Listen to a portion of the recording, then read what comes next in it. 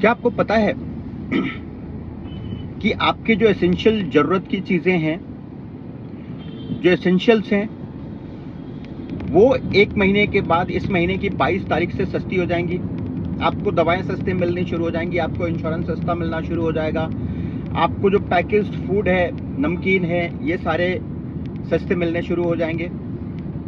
जी हाँ, ये गवर्नमेंट ने जीएसटी के रेट्स कट किए हैं। कल रात को घोषणा किया फाइनेंस मिनिस्टर ने कि बहुत सारे जो जरूरत की चीजें हैं, उन जरूरत की चीजों पे जीएसटी का दर कम कर दिया गया है। नमस्कार दोस्तों, स्वागत है आपका वृतांत में।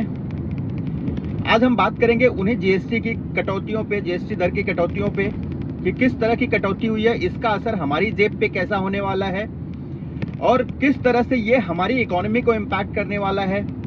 दूसरा, इस जो करंट पॉलिटिक्स चल रही है इंडिया में, उसको कैसे ये इम्पैक्ट करने वाला है, किस तरह से ये चीज़ों को बदलने वाला है और क्या क्या और चीज़ें बदल सकती हैं इस नए जीएसटी 2.0 के बाद, जिसकी घोषणा कल रात को फाइनेंस मिनिस्टर ने प्रेस कॉन्फ्रेंस में किया है। तो आप सबको पता होगा कि जीएसटी जो है एक गुड्स एंड सर्विसेज टैक्स है, ये इनडायरेक्ट टैक्स है, ये अप्रत्यक्ष कर है। जो कोई भी सामान, कोई भी अगर आप गुड्स खरीदने जाते हैं या कोई सर्विसेज लेते हैं तो उस पर लगाया जाता है। ये 2016 में इंट्रोड्यूस किया गया था। उसके बाद ये कंटिन्यूअस आप देखेंगे तो इस पर बहुत सारी चर्चाएं चल रही थी कि ये बहुत सारा कॉम्प्लिकेटेड है। विपक्ष इसको गब्बर सिंह टैक्स कहता था, कुछ और कहता था। इन सबको पता है कि मैं आपको बताते चलूं कि जो पिछली गवर्नमेंट्स थी उन्होंने भी ये टैक्स लाने की कोशिश की, क्योंकि बहुत सारे टैक्स लगाए जाते थे, बहुत अलग अलग तरह के टैक्स लगाए जाते थे भारत में गुड्स एंड सर्विसेज पे। तो ये कॉन्सेप्ट जब मनमोहन सिंह की सरकार थी तो वहां पे भी लाने की कोशिश की गई थी, लेकिन उसका सबसे बड़ा फ्लॉ था कि वहां पे एक सिंगल स्लैब की बात की जा रही थी, जिसके लिए उस टाइम का तत्कालीन विपक्ष जो भाजपा और बाकी पार्टियां थी वो अग्री नहीं कर रहे थे। लेकिन किसी तरह से एक कंसेंसस बनाया गया और इसको इंट्रोड्यूस किया गया ये करंट गवर्नमेंट, करंट रेजिम के द्वारा। और उसके बाद से ये कंटिन्यूअस ये चल रहा था। एंड इसमें 4 स्लैब इनफैक्ट हुआ करते थे। 4 स्लैब ये थे कि 5%, 12%, 18% और 28%। और उसके बाद कुछ कुछ चीजों पे सेस लगा करता था।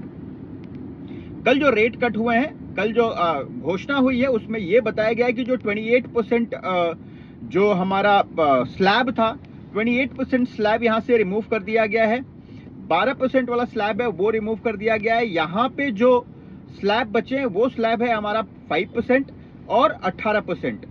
ये 2 स्लैब पे सारा जीएसटी है। एंड कुछ स्पेशल रेट्स रखे गए हैं कुछ चीजों के लिए। उसमें एक है कि 40% जो भी तंबाकू प्रोडक्ट्स और बाकी सब चीजें हैं उस पे 40% का जीएसटी रेट होगा और बाकी चीजें 5% और 18% में आ जाती हैं। तो हम आज अभी जानने की कोशिश करेंगे कौन कौन सी ऐसी चीजें हैं, कौन कौन से ऐसे एसेंशियल्स है जो सस्ते होंगे, कौन कौन से ऐसी चीजें हैं जो महंगी होंगी। तो अगर मैं आपको बता दूं, पैकेज्ड फूड्स जो होगा, चाहे वो नमकीन हो, चाहे वो शेव भुजिया आता है, चाहे वो अगर आप देखेंगे तो जो पैकेज करके और प्रोसेस्ड फूड होता है, इंडियन फूड, वो सस्ता होगा। और ये सारा इंप्लीमेंट होगा 22 सितंबर से। अगर डेली यूज कंज्यूमर गुड्स है वो सस्ता हो जाएगा। यहाँ पे कुछ घरेलू उपकरण है, इलेक्ट्रॉनिक्स है, वो सस्ता हो जाएगा। उसके बाद अगर आप देखेंगे इंश्योरेंस सस्ता हो जाएगा। महंगा क्या होने वाला है? महंगा ये होने वाला है कि जो भी लग्जरी चीजें हैं, लग्जरी किसको कहते हैं, तो अगर देखिए कोई तंबाकू का सेवन करता है, कोई कार्बोनेटेड वाटर यानी कि अगर कोल्ड ड्रिंक्स और एनर्जी ड्रिंक्स अगर यूज करता है तो वो महंगा होगा, क्योंकि वो पहले 28% पे आया करता था, 18% पे आया करता था, वो अभी 40% जाएगा। उसके बाद अगर 1200 सीसी के ऊपर की गाड़ी ली जाती है तो वो गाड़ी भी महंगी पड़ेगी, वो महंगी होगी, क्योंकि पहले वो 28% के टैक्स स्लैब में था, वो 40% में जाएगा, यानी 12% वहां महंगा होने के चांसेस हैं। उसके बाद अगर देखेंगे तो इस पे और ऐसी कौन कौन सी चीजें हैं जो एसेंशियल है। आपको पता है कि रेड फोर्ट से प्राइम मिनिस्टर ने एक वादा किया था। उन्होंने कहा था कि दिवाली पे वो जनता को गिफ्ट देना चाहते हैं, और वो गिफ्ट में उन्होंने कहा था कि बहुत सारे जीएसटी के रेट्स कट होंगे, और वो जीएसटी के रेट कट का फायदा जो है वो जो आम जनता है उनको दिया जाएगा। ऑन द सिमिलर लाइन ये कट किए गए हैं, जिसमें अगर देखेंगे एसेंशियल्स जो हैं, जिसपे लोअर मिडिल क्लास और मिडिल क्लास निर्भर रहता है, उन सारे आइटम्स पे जीएसटी कम किया गया है। और जो भी अपर क्लास के लीजिए या अपर मिडिल क्लास जो है वो जो यूज करता है, उन सब चीजों पे अभी भी जीएसटी वैसा का वैसा ही है या तो बढ़ाया गया है। अब देखें जो सस्ता हुआ है उसमें क्या, जो महंगा हुआ है, जो एक्सपेंसिव हुआ है वो क्या हुआ है, जिस पे हम बात कर रहे थे। तो नॉन अल्कोहलिक बेवरेजेस है जो 18% से 40% गया है, 22% का चेंज हुआ है।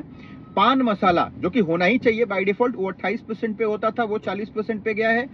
या एरेटेड बेवरेजेस कंटेनिंग शुगर, जो ऐसे बेवरेजेस, ऐसे पेय पदार्थ जहां पे शुगर कंटेंट्स बहुत ज्यादा हैं, वो भी बढ़ाया गया है। क्योंकि प्राइम मिनिस्टर का स्पीच अगर आप सुनेंगे तो उसमें उन्होंने कहा था कि ओबेसिटी का प्रॉब्लम इंडिया में भी बढ़ रहा है, तो उसको अगर कंटेन करना है तो कुछ ऐसी चीजें हैं जो मार्केट में जो ओबेसिटी को बढ़ावा देती हैं उनको भी कंट्रोल करना पड़ेगा। और कंट्रोल करने का सबसे अच्छा तरीका यही होता है कि उसको महंगा किया जाए, उस पर टैक्स बढ़ाया जाए। उसके बाद अगर देखेंगे तो कार्बोनेटेड जो बेवरेजेस आते हैं जिसमें फ्रूट जूस मिलाया जाता है, जैसे कि एप्पी फिज हो गया, या फिर आपने देखे रहेंगे पैकेज जूस जो आते हैं, वो सारे भी महंगे होंगे। पहले वो 28% में आते थे, अभी वो 40% पे आएंगे। सिगार एंड सिगरेट्स ये और महंगे होंगे, क्योंकि ये पहले 28% टैक्स लगता था, इस पे अब 40% टैक्स लगेगा। टोबैको, तंबाकू जो होता है, तंबाकू पहले 28% पे आता था, वो भी 40% में आएगा। मोटर कार्स जो आपको बताया मैंने कि अगर 1200 सीसी से ऊपर है तो वो पहले आता था 28% पे, अब वो 40% जाएगा। Hybrid with engine capacity exceeding 1200 CC जो आपको बताया गया, ये 40%, पहले 28% का था, अब 40% जाएगा। इस तरह से आप देखेंगे तो ये रेट्स में ये सारी चीजें महंगी हो जाएंगी। अब अगर देखेंगे तो इस पे मार्केट कैसा चलता है, मार्केट क्या कहना चाहता है, मार्केट इसका कैसे रिएक्ट करता है, वो आज जब मार्केट खुलेगा तो आपको पता चलेगा। लेकिन जो भी इंडस्ट्रियलिस्ट हैं, चाहे वो महिंद्रा हो या चाहे और इंडस्ट्रियलिस्ट जो छोटे बड़े व्यापारी हैं, जो बड़े बड़े उद्योग चलाते हैं, उनका कहना ये कि ये सिंप्लीफाई करना जो जीएसटी का है, जैसे कि अगर 2 ही रेट्स रखें और रेट्स रखने के बाद एक स्पेशल रेट है, ठीक है, वो स्पेशल रेट हमेशा होना चाहिए।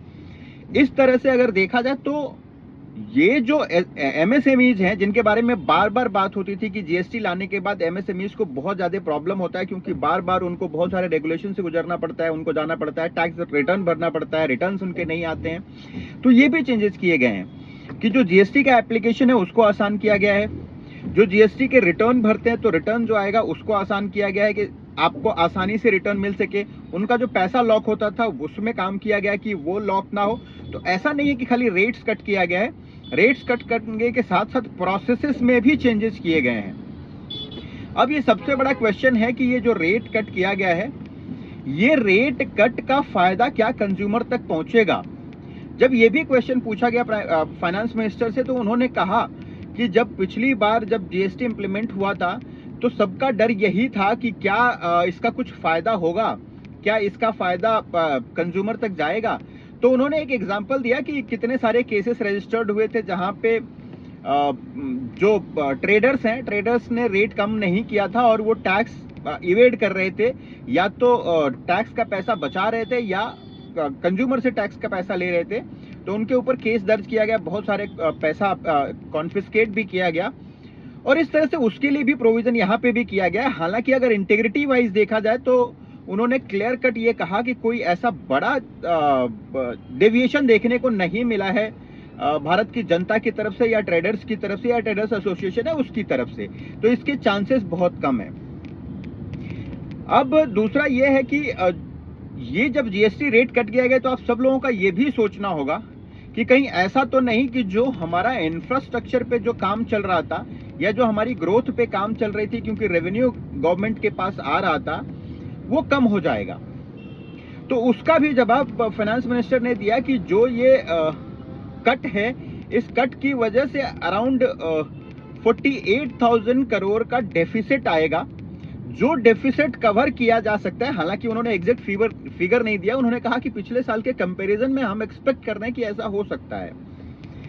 तो ये 48,000 करोड़ का जो डेफिसिट है, इसको जो कवर किया जाएगा वो एक होगा जो स्पेशल रेट्स लगाए गए हैं, जो कुछ जो गुड्स हैं जैसे टोबैको, सिगरेट और बाकी सब चीजों उस पर जो बढ़ाया गया है टैक्स, वहां से कुछ आएगा। दूसरा चांसेस हैं कि जैसे जैसे ये चीजें सस्ती हुई हैं, इन पे रेट्स कम हुए हैं, तो इनका कंजम्पशन इंडिया में बढ़ेगा। जब इनका कंजम्पशन इंडिया में बढ़ेगा तो टैक्स ज्यादा आएगा। तो ये जो डेफिसिट है इसको इसी क्वार्टर में जैसे ही इम्प्लीमेंट होगा तो ये क्वार्टर खत्म होते होते एक्सपेक्टेशन है कि वो कवर अप हो सकता है।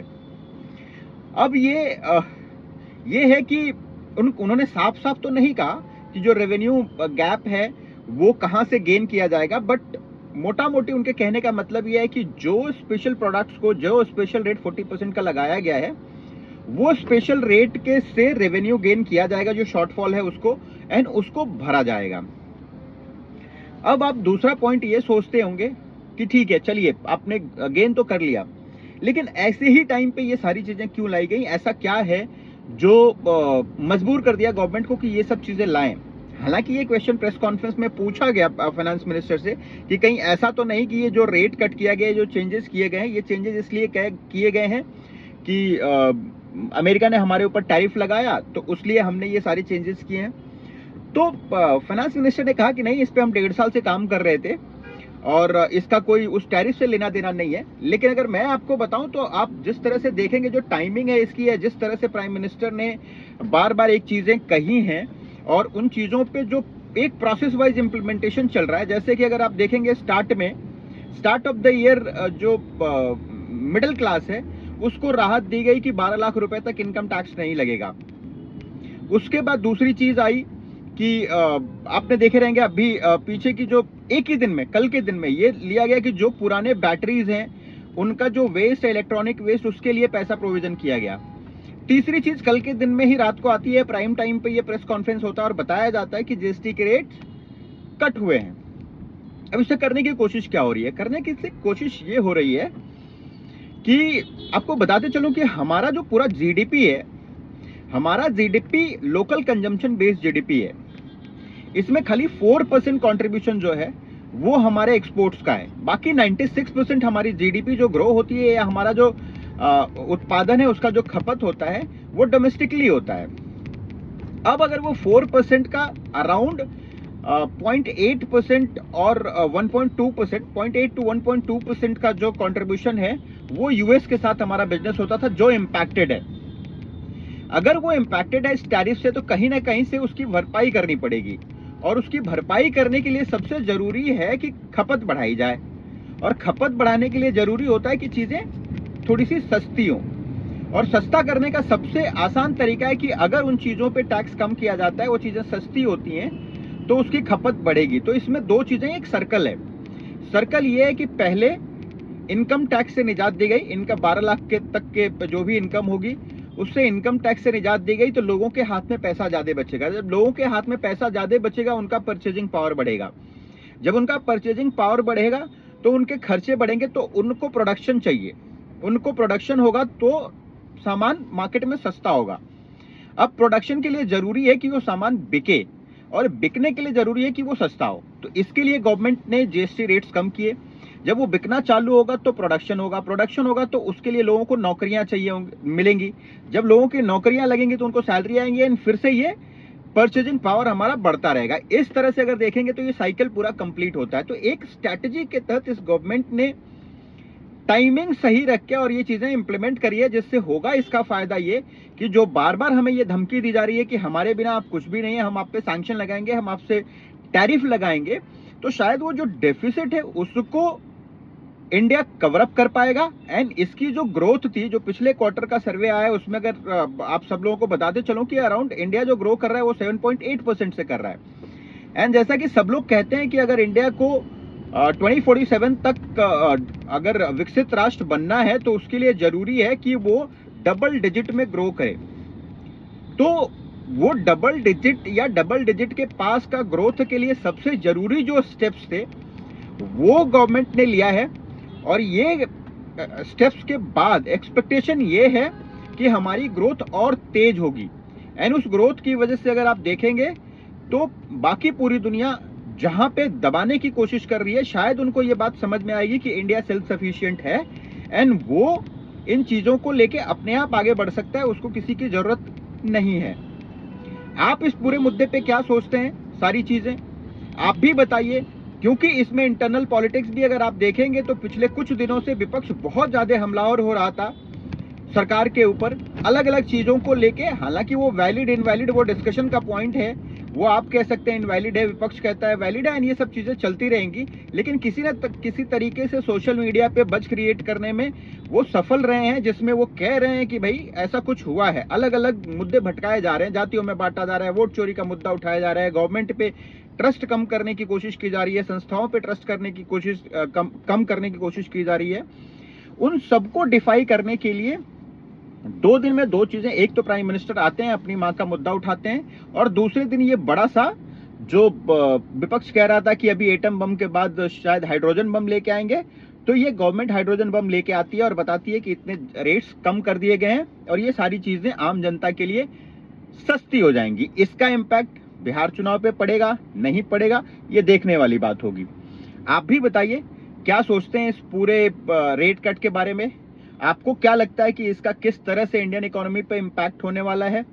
और अगर ये मेरा पूरा एनालिसिस अगर पसंद आया हो तो लाइक कीजिए, दोस्तों के साथ शेयर कीजिए और चैनल सब्सक्राइब कीजिए। आज के लिए इतना ही। आपका धन्यवाद। आपका दिन